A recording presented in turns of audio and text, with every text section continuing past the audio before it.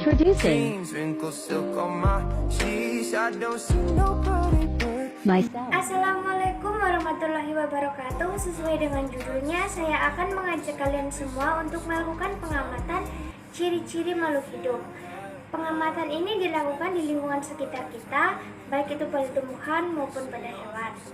Namun pada kali ini saya akan mengajak kalian untuk mengamati ciri-ciri makhluk hidup pada tumbuhan. Alat dan bahan yang dibutuhkan itu hanya alat tulis dan lembar data pengamatan. Adapun langkah kerja yang harus dilakukan, yang pertama membuat video tentang pengamatan dan absen genap mengamati ciri-ciri makhluk hidup pada tumbuhan di lingkungan sekitar. Selanjutnya ada hasil temuan tumbuh-tumbuhan.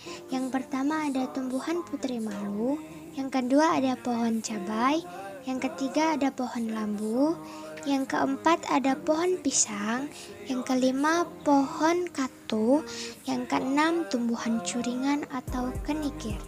Setelah menemukan hasil temuan, berikut ini adalah hasil pengamatan yang telah saya lakukan. Yang pertama, ciri-ciri makhluk hidup bergerak. Tumbuhan bergerak mengikuti rangsangan dari luar seperti cahaya matahari dan media pertumbuhannya. Seperti video berikut, pohon lambu bergerak mengikuti media pertumbuhannya, yaitu media yang bisa ia rambati. Ciri makhluk hidup yang kedua adalah bernafas. Tumbuhan bernafas menggunakan alat pernafasan berupa stomata dan lentisel. Di sini pohon katuk bernafas melalui stomata dan lentisel pada daun. Ciri makhluk hidup yang ketiga yaitu memerlukan makan. Tumbuhan sendiri memakan unsur hara dari tanah dan membutuhkan air.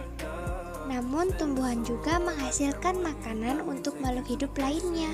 Dapat dilihat bahwa pohon cabai membutuhkan air dan unsur hara dari tanah. Ciri makhluk hidup yang keempat dan kelima adalah tumbuh dan berkembang biak.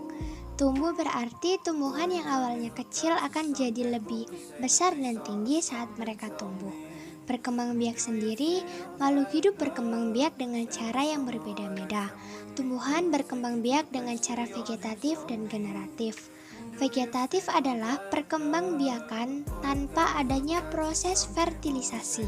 Sedangkan generatif adalah perkembangbiakan dengan adanya proses fertilisasi atau penyerbukan. Di sini pohon curingan atau kenikir yang awalnya kecil tumbuh menjadi lebih besar dan tinggi. Begitu juga dengan pohon pisang yang berkembang biak dengan cara vegetatif alami atau tunas. Ciri makhluk hidup yang keenam adalah peka terhadap rangsangan. Peka terhadap rangsangan adalah kemampuan makhluk hidup memberikan tanggapan terhadap suatu rangsangan.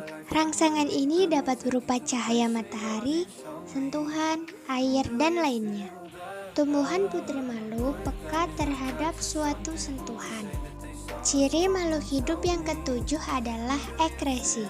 Ekresi merupakan proses pengeluaran zat-zat sisa.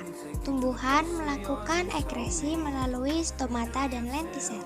Setelah melakukan pengamatan, dapat disimpulkan bahwa setiap makhluk hidup pasti memiliki ciri-ciri yang disebutkan sebelumnya.